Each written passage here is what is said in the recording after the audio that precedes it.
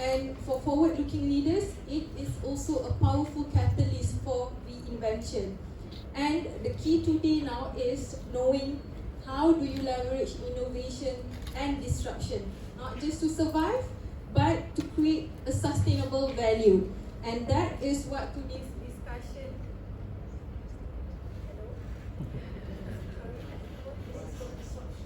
Disruption. Yeah.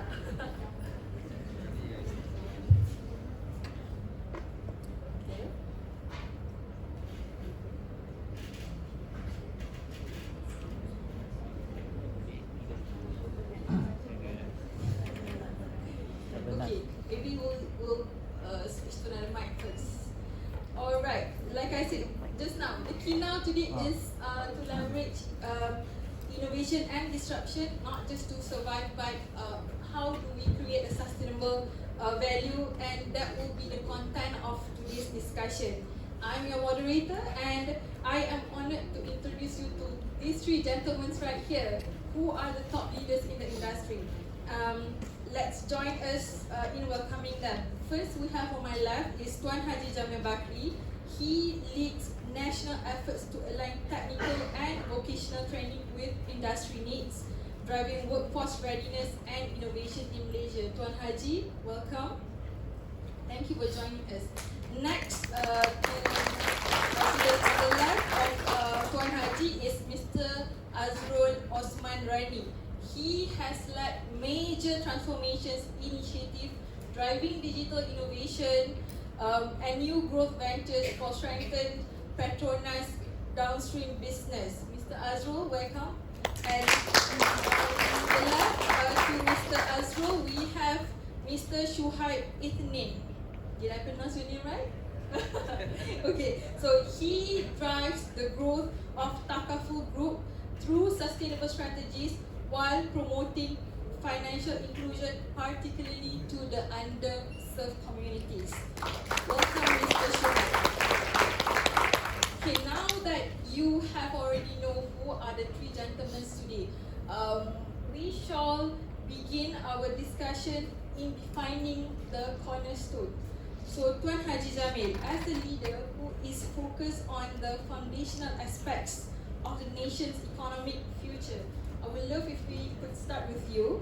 The concept of value creation, and in your view, what does sustainable value creation truly mean in today's unpredictable business environment? And if you may, how does innovation play a role in achieving that? Okay, Bismillahirrahmanirrahim. Assalamualaikum warahmatullahi wabarakatuh. And salam sejahtera. First of all, I want to express my appreciation and thank you, especially to our Dean, Prof. Muzana. We are also Prof J. We've been working under alumni. And also, I can see here my former lecturer, Professor Dr. Setia, Prof. Han, I think, Dr. Rani, Dr. Ina, a lot of I think we have been working together under alumni UiTM. So, just to share that, I'm also proud of alumni UiTM and also AAGBS. Just to share that I'm also I was first batch of UiTM Penang. At that time it's ITM Penang, 1997. So I shared with Dean just now. I actually MBA through FL because I just did my diploma under UiTM Penang last time.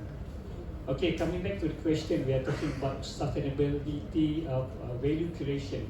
I think in terms of corporate, or we are talking about the company or business, it is actually beyond than just we are talking about profit. It's value creation. I think is very important, especially we can embed innovation in our process, our product, and allow them. This is something that we need to increase our value. And all the corporate, I think, all organizations, we need also to inculcate the culture of innovation so that it increase our productivity, our efficiency, and also to create a culture that sustainable for the next generation. So in terms of value creation, I think together we have to build the environment that's safe and encourage the innovation so that we can together uplift the community. So we are talking about leadership and also something that we need to work together, not only ourselves, our family, our community, and our nation as well. So I think I would like to give a time to other speakers as well. So they will be my sharing for the first question. Thank you. Thank you so much, Tuan Haji. So you have provided us with that strong strategic foundation that everyone has to work together to achieve this. And let's move on to the next question to Mr. Azrul. So as a leader steering a major corporation through a landscape that is defined by rapid technological change, we know that not all innovation yields to positive results. And how do you differentiate between innovation that disrupts for growth versus disruption that risks long-term sustainability? Mr. Azrul, if you may. Thank you, Narira, for the question, and I also echo Tuan Haji Jamil, thanking UiTM and its faculty members for inviting me and giving me this opportunity to speak in front of all of you. Clearly, when it comes to innovation and disruptions, technology, this is something that are trends that you can't really go against. You may try, but it's, in my opinion, futile. What we need to do is look at ways to embrace technology and see what kind of competitive leverage it can provide ourselves and also the organizations we work for in terms of spearheading into the future. When it comes to technologies that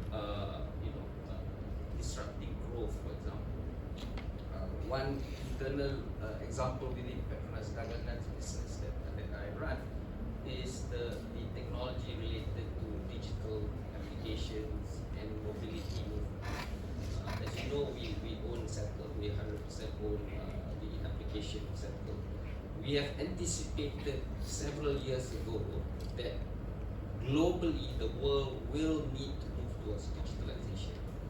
If you look at policies that the government are imposing in terms of e-invoicing and data, and the latest one that I think most of you would be very familiar with is the rollout of Budi 95. And prior to that, in 2024, we had SKDS 25, which is more impacting the commercial side of the business.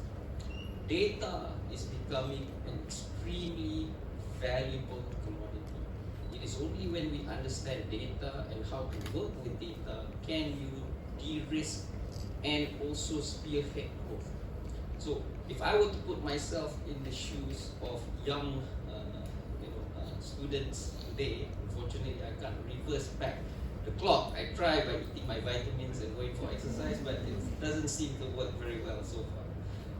Reality is you need to be able to equip for preparing the world of tomorrow. What's easy is just to understand the world of today. That's very obvious and evident. It's the ones that are able to predict where money comes tomorrow are the ones that will be ahead tomorrow. So in my opinion, we need to anticipate some of these disruptions that is going to come, and it will come. And the more foundation that you lay in terms of understanding how to leverage and the environment that you are in, the more you'll be able to succeed. When you disrupt means you're disrupting somebody else. Someone who is not agile enough, not able to adapt with the situation will be displaced. And the game, in a way, if you can call it a game, it's about you not being the one that's displaced, but rather be ahead and a step ahead to be the one that is displacing more archaic and obsolete technologies and ways of working. And this applies for digitalization as well as sustainable business from multiple lens. I think sustainability, for some, we talk more about the governance side, or the people, or the planet, and areas of decarbonization.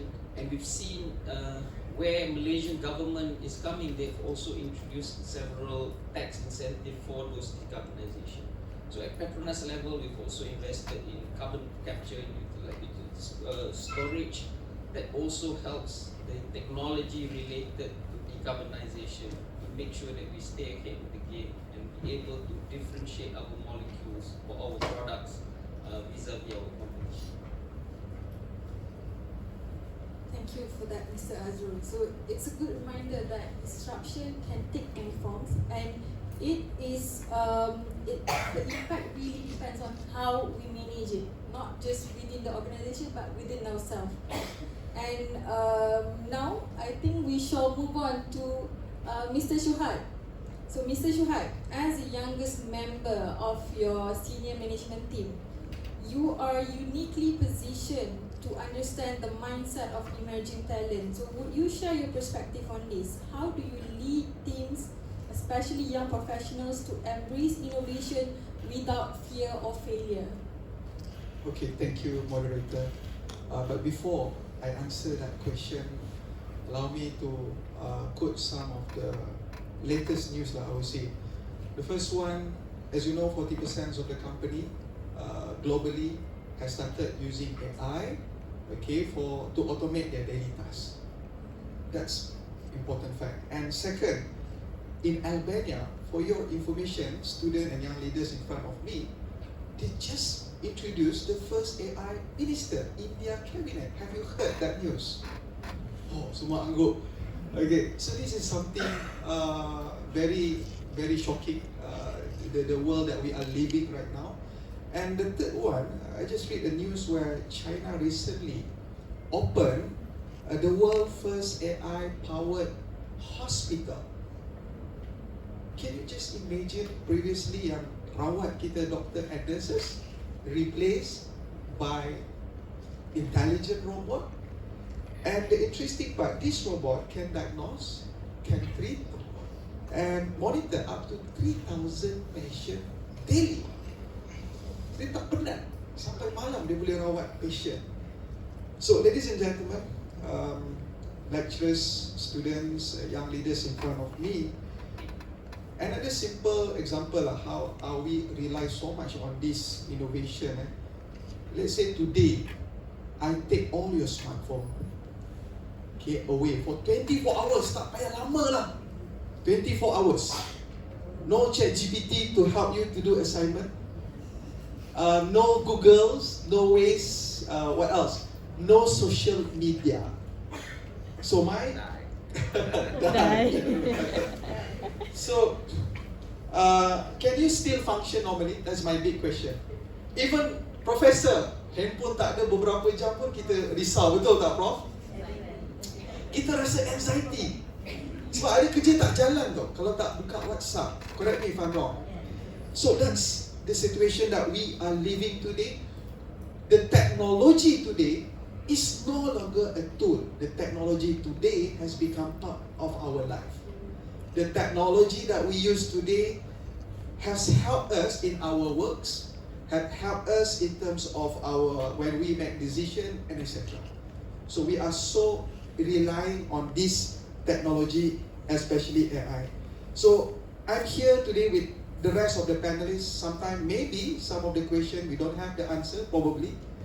But we are here to challenge how we think about innovation, how we think about disruptions, and our role for the future workforce. Because the real question nowadays for me is no longer will AI replace us, but will we still relevant in the era of AI? Because nowadays, AI can do job that we are doing today better, faster, cheaper. So this is, ladies and gentlemen, this is a reality check, not to threaten you, but a reality check to all of us. Now coming back to your question, do you have time? Yep, you still have. So if you can highlight on, Okay, let me shorten a quick one because I malated a bit. So the real question about talking about young leaders, how to cultivate this, how to make our people ready for this. Yes, exactly. First, I just give one first. All the students, you need at this point of time, you need to have AI and digital literacy. That is the bare minimum. If you don't have equipped yourself with this digital skill, you will left behind. In fact, whatever announcement made by the government during the 2026 budget with related to AI and digital transformation, for me, agak terlewat sedikit, Prof. Some other developed country dah way ahead of us. So that's all for the Mukadimah. Thank you. I'm afraid that you have covered the whole thing. But not to worry, I have prepared a long list of questions. Okay, so thank you for sharing an overview of AI, and a take from what Mr. Shah said, that you have to be prepared yourself.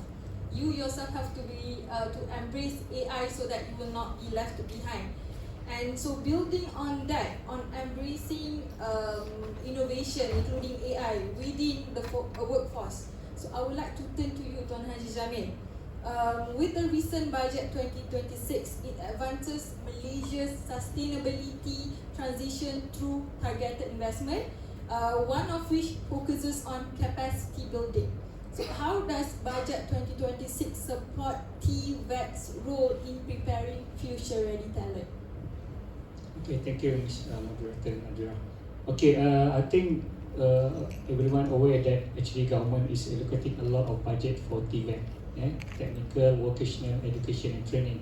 This year, I think government is allocating about 7.5 billion, and for next year, 2026, increase to 7.9 billion. So it's actually involved of 12 ministries that actually offer TVET program. 12 ministries, including Ministry of Higher Education, Ministry of Education, Home Ministries, and a lot more. A few, I think, 12 ministries involved. And we have actually in Malaysia, we have 1,398 TVET institutions, public and private, especially under MARA. I think we have GET MARA. All these things, all we are talking about TVET. And of course, I think UiTM also having this program, Bachelor of Technologies, that also fall under TVET. So I think the budget allocation is very big to give an impact to the country, because we are moving towards into high income nation. So under new industrial master plan 2030, I think Malaysia is targeting to get a 4,510 median salary, whereas now we actually below than 2,000. Of course, the minimum salary now is 1,700. So we want to increase to 4,510 at the median salary by 2030. That's number one. We have, I think, government also launched a Dasar TVET Negara and identify that certain industry that what we call a high growth, high value industry, including digital, I think, IoT, AI, and these all the industries identified as a high growth, high value. This is where actually GITC actually is formed. Yeah, my organization, Government Industry TVET Coordination Body, because there's a lot of program out there. We need to align to this requirement of the industry, not only today, but we are talking about future technology and industry. So this is where our role to coordinate between government, institution, and also industry. Yeah, there's a lot of program out there. We want that program actually really serve the today's industry and technology and for the future. So some of the program may be already not relevant for the today's technology. So we want to provide that training for the today's technologies and industry. So we are talking about budget. Of course, that budget will be dispersed through all these ministries, and our role as a GITC, Government Industry TVET Coordination Body, to make sure all this align to today's and future's ready workforce. Just to share data, actually, we also aiming to achieve 35% skilled worker by 2030, whereas now I think we only about 30%. The other country like Germany, Japan, Europe, US, now they are more than 35% skilled worker. This is one of the requirements that we want to go as a high income nation. So I think the budget will be translated into the program, especially under Ministry of Higher Education, budget for the research grant, commercialization, and also innovation. And one of the program I can quote here is a public-private research network. I think UiTM also very aware about this program. And also grant under My Lab, that's a prototype to go into commercialization. So government is putting a lot of budget to encourage for this innovation and product to become high value. Just for example for the industry, now we are talking about semiconductor. I think Malaysia is known as a fabrication of this semiconductor, but now we want to move another step ahead, which is involve a chip design. So this is high value of the creation because it will translate into high economy income generation. That will be one of the sector identified as a high growth, high value sector. So this is where we need to ready for the future talent. And for example, under MITI, we have a lot of investment factory being set up in Malaysia, especially from China. So let's say the technology or the factory will be ready for next 1 or 2 years. And we have to train the skill and the competency today so that it can be ready for that factory. So I think some of the program, a lot of program also, I think Malaysian sending our students to the country like China, Germany, Korea, just to get latest technology that can be transferred into Malaysia. So I think we are moving in the right direction. So again, we still have to work as a team, individual, corporate, entity, communities, everyone. We have one objective to go for higher income nation. So that will be my sharing. Thank you. Thank you, Tuan Haji. So that's a very valuable perspective on how all those national incentives can strengthen the talent development for our future. And unfortunately, Tuan Haji, you have basically answered my second question. But I will not let that pass easily. I have another question, which is somehow related to how TVET and higher education institution can collaborate. Yes, this is for Tuan Haji. I'm sorry, Mr. Azrul. I'll get to you soon. Okay, so just to take your input just now, how can business schools like AAGBS to better prepare students to become not just a job seeker but value creators in their future role? Maybe going around with what you've shared earlier, focusing on AAGBS specifically. Okay, I think I'm focusing on TVET. We are talking about TVET now. If let's say a business school, like any other business school, we have to go reach out the industry, especially I said, if at the national level, what are the direction? So we have to follow that, and I think we can enrich the experience of the student to involve with the industry. And students also need to go out and reach out on the industry, latest technology. And for specifically under program TVET, I think we have MTON, as I mentioned, MTON, Malaysia Technical University Network. There are 4 of them, University Malaysia Perlis, UTHM in Johor, UiTM in Melaka, and UMPSA in Kuantan. There are these 4 university actually is a Malaysian Technical University Network and focusing on TVET. So under this program, they have actually the final program, they call it a work-based learning. Work-based learning actually about 1 year program. We heard about latihan industry internship, but that one is a shorter period, 3 to 6 months. But this one is actually 1 year program. So that means the student will be in industry for 1 year. This is where the learning process from the student and also from the industry will be there will be an industrial coach, specific person that will coach the student. So 1 year they have to pass this program so that they can graduate. If they don't pass, they have to repeat. So this is to expose them to the real industrial today, the real industrial activities and competency that they really need to work. So hopefully by end of the program, the company will hire them as workers. So this is one of program that now we are working closely with MTON and also Polytechnic to ensure that the future workforce will be ready for the industry. So I think this is one program that TVET is strengthening, and we also encourage public-private partnership. We are now under GITC, we are building one digital platform that actually to address supply and demand. So now we have to identify from the industrial needs, then we relate to the TVET institution and plan what are the costs and what are the needs for the industry according to the sector. We cover all the sector. I think we have about 20 sectors under Malaysian Standard Industry Classification, MSIC. So as I mentioned earlier, we have a lot of TVET institution, we have a lot of university, research university. All these students will go to the industry.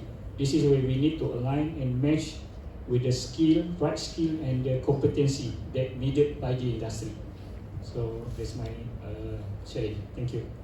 Thank you, Tuan Haji. It's encouraging to see how all these joint efforts between education and industry can help our students to the changing job landscape.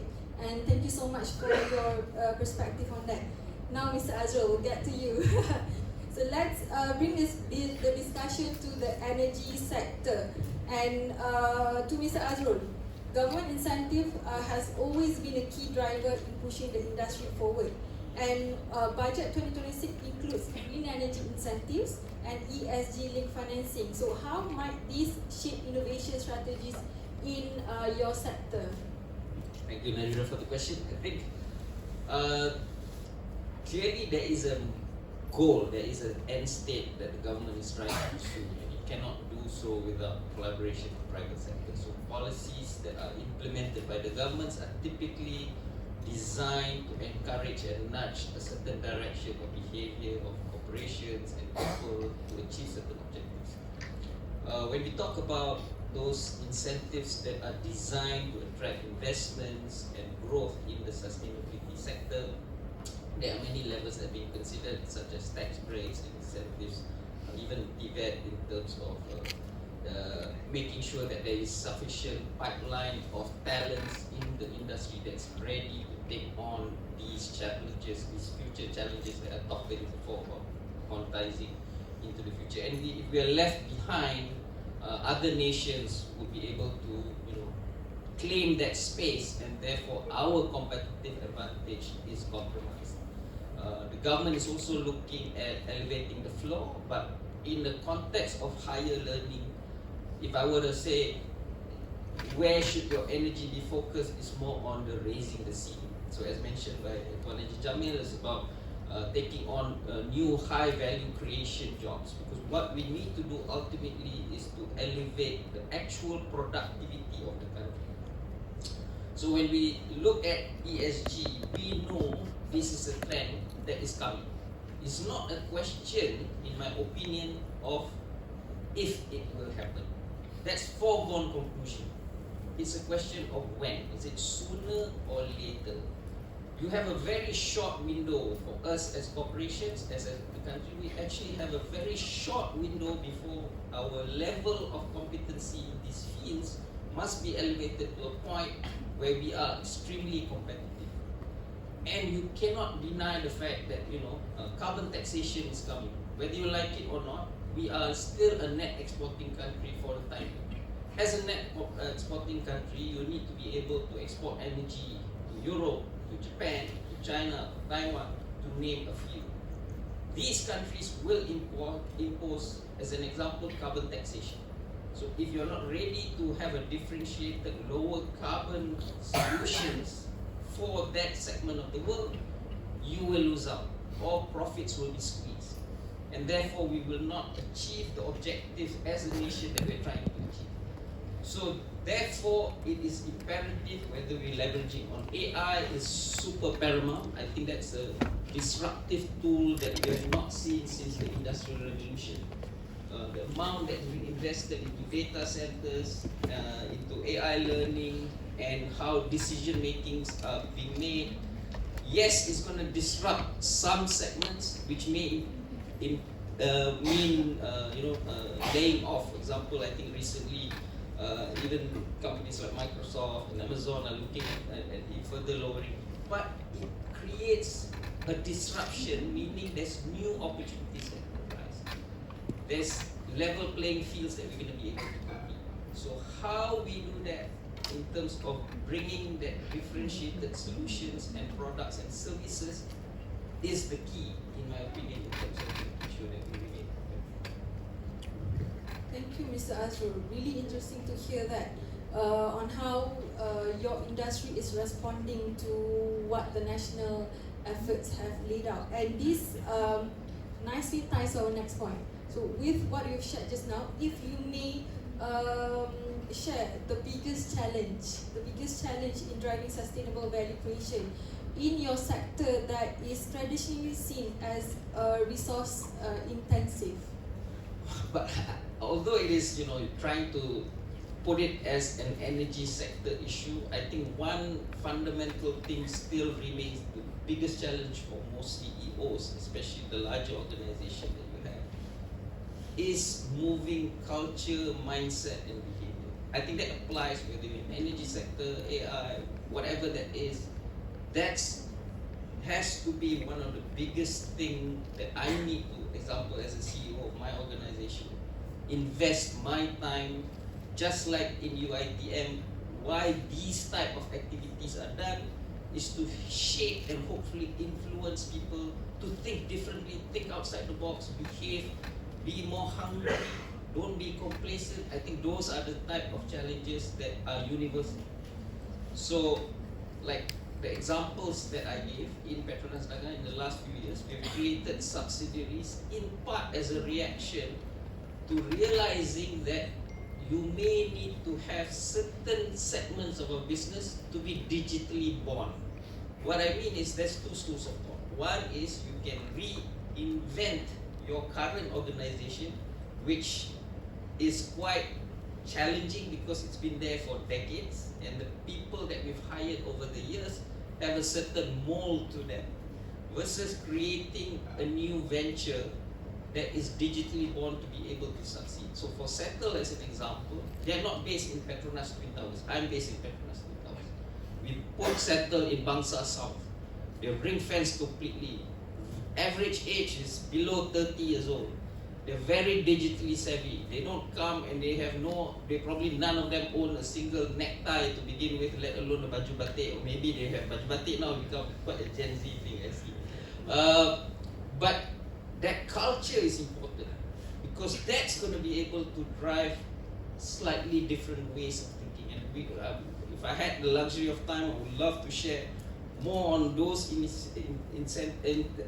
innovations that we've been doing and generally coming out of our younger colleagues.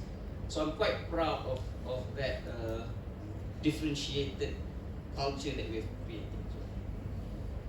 Thank you, Mr. Azrul. So I'll get back to you on the culture question at the end because I've reserved a few questions for my own self.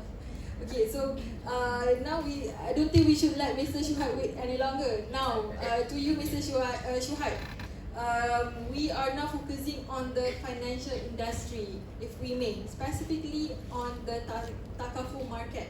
So my question to you, still revolving around the budget 2026, since each of the panelists will, I want to hear your response on the budget 2026. So with the focus on AI and digital transformation, how do you see these initiatives influencing the future of Takaful services? If you may share to the floor. Thank you.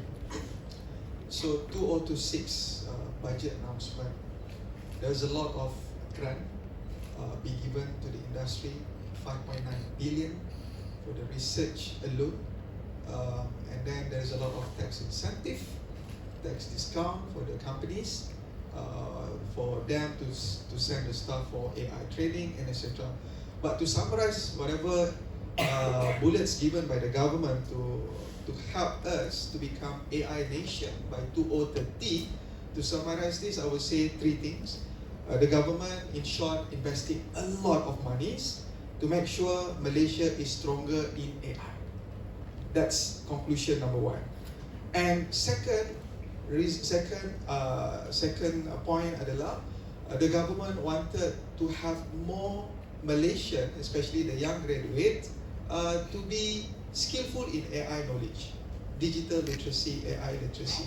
We want to have a skilled staff or employee for this.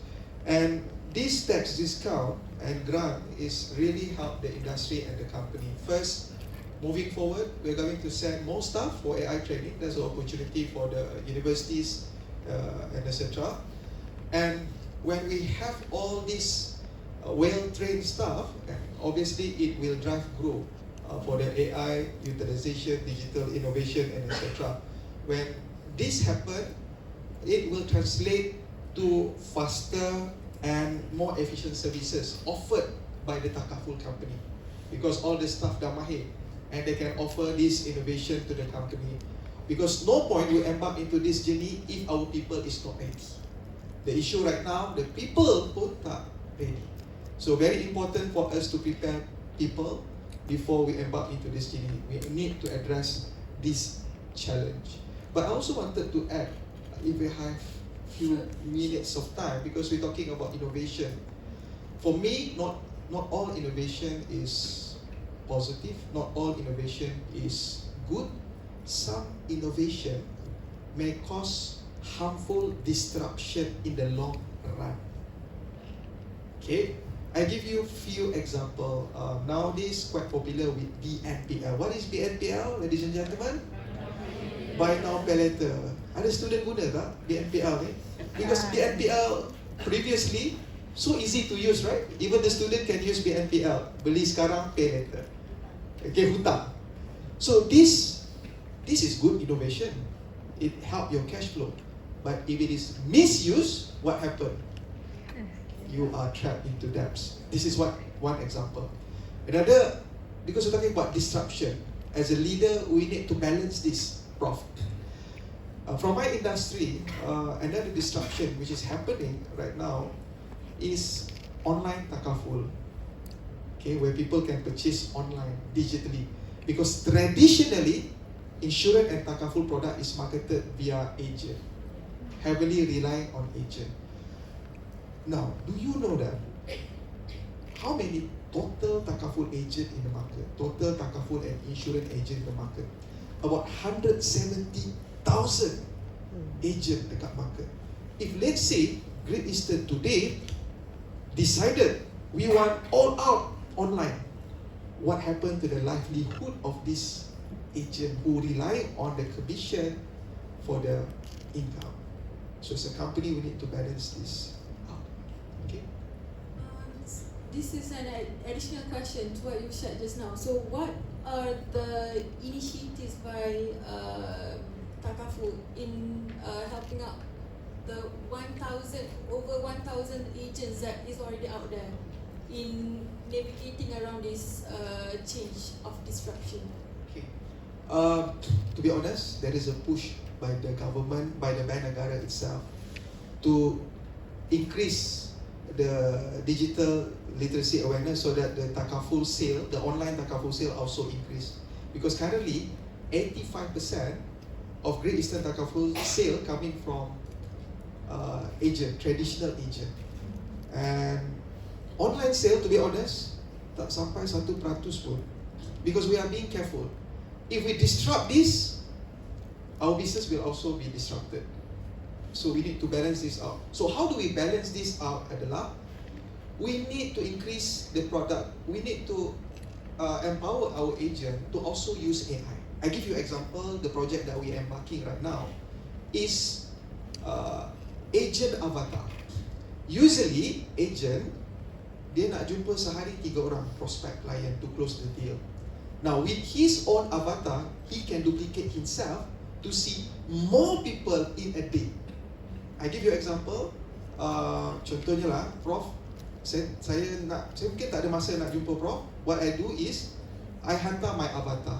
It's like a video replicating myself. And that avatar boleh cakap pelbagai bahasa. So I can reach more. This is the example I'm trying to say is the usage of AI to increase the productivity of our traditional agent. Kita tak cannibalize them. tapi kita increase the productivity through AI.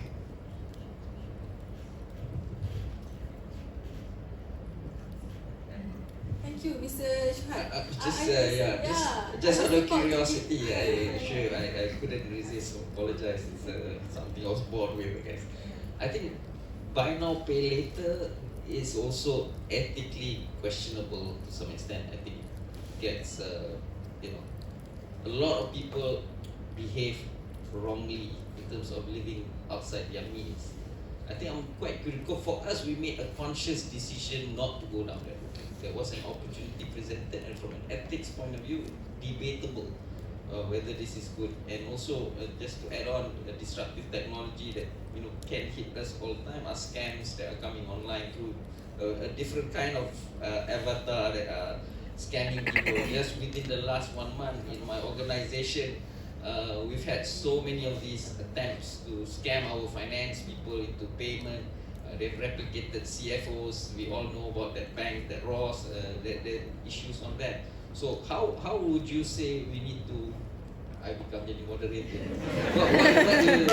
What are your thoughts around that? Okay, agree. Nowadays ada deep fake video scam. You can scam people. It's one thing we need to create awareness among the public that basically for agency model, you can verify whether this agent is registered or not. That's the first thing. You can have the access through Malaysian Takaful Association to double check. We need to educate the public to double check whether this person is valid or not, legit or not. That's one. That's will tackle whether the avatar is genuine or not lah. Cik Azrul. Yeah, so that's a concern. Okay, that's a concern. But for us, we need to start somewhere. Okay, and this is part of the innovation we are experimenting from time to time. But the real innovation that we are doing as well, embarking as well, is the claim. To be honest, I'm taking care of my salam. Every month we are processing over 20 to 30,000 claim. Banyak 20 to 30,000. Traditional method of processing and assessing claim previously eyeball. Banyak kan dokumen, 30,000 nak check saya. Maksudnya we need to have 50 staff just to assess the claim alone. So with AI, what happened is we automate everything. Robot yang buat claim assessment. Human hanya buat approval, assess, second review saja. So that is another innovation yang berlaku. But if we are fully digitalize our claim, what happened to the 50, 60 people? That is another question. This is what I'm talking about, disruption that may also cause the livelihood of the people that work with us for many years. So we have to balance this out, ladies and gentlemen, gradually, and cannot cause this harmful situation to our staff as well. Thank you so much, Mr. Azrul, because you have basically asked the question that is my cue to Mr. Shuhai. But let's still talk about that context. If you may share, either Tuan Haji Jamil or Mr. Azrul, your take on AI in your industry. So how do you go about with this AI advancement? Okay, just to share, I think everyone is aware about this all AI things and also involves scamming a lot. I had opportunity last 3 weeks in China under program of digital leadership, and we also discussed about all these scamming things, everything, and it's actually beyond that we can think about. And one of the cases I can share here, they said they can mock up the boardroom and approve payment. I think about 20-30 million. Then the account release the payment. So it come to that level of the AI usage, everything. So, but I think, of course, Bengara with cybersecurity strengthen up all this scamming thing, AI things. And we also aware that, as mentioned, AI will replace some of the job scope, everything. But of course, the people, you have to get one step higher or one next step to acquire what are the competency that if let's say the AI will replace that, let's say the agent replace, so they need to skill up ataupun reskill all the skills so that they can survive and also relevant to the industry. Otherwise, you will be replaced by the AI and potentially lose job. So I think AI is very important. We need to adapt. We have to live with that and try to get more competency, other things, other skills, so that you can survive in the industry. Yeah, that's my share. Thank you for that credible sharing, Mr. Shah. So since the microphone is at you, Mr. Azrul, so why not we ask one more question to you, still revolving within AI, because it seems to be a hot topic today. So as Malaysia is looking into becoming a regional powerhouse for AI, so what are the initiatives by PETRONAS Dagangan Berhad, of if you may narrow it down to settle probably, so how is it going to look like with that vision moving ahead? Yeah, thanks. I think I'll just not just limit to settle, because AI ni, if I talk about settle, I'm worried that there's a impression that I'm creating that, you know, unless you are in the tech sector or digital app, there's not much room for AI to be leveraged within your ecosystem. Some of the things are as mundane as our people development committee. So if you work in a large organization, one thing that we value are our people, and we need to have conversations about the developmental needs of individuals so that they have the best opportunity to take on bigger and bigger roles. In an organization that's 50,000 strong, you have the risk of know who becomes very important. So if you don't know a person, you tend to not consider those people.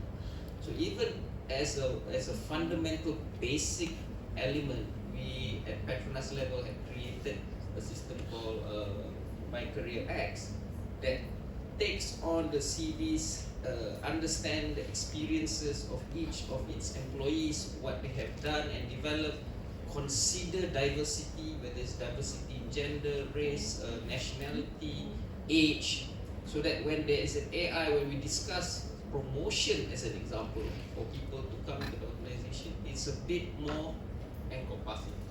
And there's an opportunity for us to say, oh, I didn't know that this individual is there. Why did the AI suggest this particular individual to be considered for that role? So those are small elements that AI can come into play that changes our typical way of doing things. Of course, when you talk about, you know, customer-centric, Dagangan, we are very, very customer-centric. I argue that within the entire PETRONAS group, we are the most B2C, business to consumer segment of anywhere else in the organization. So understanding our customers to the level where we can differentiate and give curated offers and offerings to a person helps a lot, so that we can understand. So, but of course, you need to build in a lot of cybersecurity defenses. We need to protect against PDPA, there are personal data and all that we need to leverage. There's also IT integration, as we put on CCTVs, and we can understand license plate technologies as an example, and how can we, what are the limitations and what are the things that we can do to give a very different exposure experience. So there are many pockets, and I think you cannot say one area when leverage. Some are more intuitive, but for a large part, it's about the ingenuity of people, and people coming out of higher education, such as UiTM, needs to score and experiment. AI gives you the lowest cost opportunity to experiment and fail, right? So go out there and try, because I think you shouldn't just assume. Of course, many of you will want to work for organization, but that technology and that ability will also enable people to be entrepreneurs and create businesses of their own, and that could be one of the things that the students here should consider. And I know there are many entrepreneurs coming out of this fantastic higher education university as well. Thank you for sharing. That's a very insightful perspective from you. Mr. Shah, building on that, do you maybe about customer-centric, since Takaful industry is also a very a market that is very customer-centric. So do you want to share your insight or inputs on that as well? Yes, talking about customer-centric, when talk about insurance and Takaful industry, is all about trust. Okay, because insurance Takaful product something yang intangible, people tak nampak. So people need to have the trust to the company that they will deliver the promise to pay claim. But the real question about trust today has totally changed. The way people trust a product and a company today in this era has changed, especially Takaful and insurance. Before this, the customer trusted the agent. Okay, trusted the agent before they purchasing any Takaful or insurance product. Today is very different. Talking about the trust issue before purchasing decision is being made, because today they will read some online reviews. Betul tak? Bukan lagi, and then they will do some comparison, quotation comparison. And even today, they use ChatGPT to advise them in which Takaful plan is suited and suitable for me based on my current financial situation. Now, that's very challenging, Prof. Last time, guna agent pun dah boleh convince orang ambil Takaful dengan kita. Today's is very different. Sebelum dia decide, okay, give him a moment, let me do some research. Bukalah Facebook, bukalah Google review, bukalah ChatGPT, get more information, buat cost comparison, and etc. Today's game, business, very challenging. Nak establish trust tu pun dah, it's not easy. Okay, it's getting tougher and tougher. Now, this is where innovation, disruption topic is very important. We need to address what the customer really want. Okay, because when they give a positive review, it's because of the good experience that they have with the company or the product itself. So having good innovation, as I said, AI claim automation. Previously, nak approve claim Takaful ambil masa 2 minggu. With AI claim, okay, AI yang assess claim, esok dah dapat dah, Prof. That's how fast the AI works for us. So that innovation basically reshape the way the customer view trust, reshape the experience that they have with the company and the product. So investing in AI for us is very critical, is very vital. Otherwise, we lost the competitiveness, and more importantly, we lost the trust of the customers. Thank you, Mr. Shah. That's a valuable perspective. Unfortunately, for us to end on, we can see that even though technology transforms the industry, be it whichever industry, the foundation of trust and ethics still remains as important as ever. And with that, ladies and gentlemen, we will now open the floor for questions to the audience. And I hope that each one of you sees the opportunity, because it's not that every day you get to see these CEOs in front of you. So while they are here today, I'm not CEO. Oh, sorry. Sorry. But an important note to take on is that Mr. Shah is the youngest member in the senior management team. So yeah, as we have all these top industry leaders with here, I hope that you take this chance. Take the chance, to ask them impactful questions to maybe yourself and for the rest to benefit from. So yes, we have a hand over there.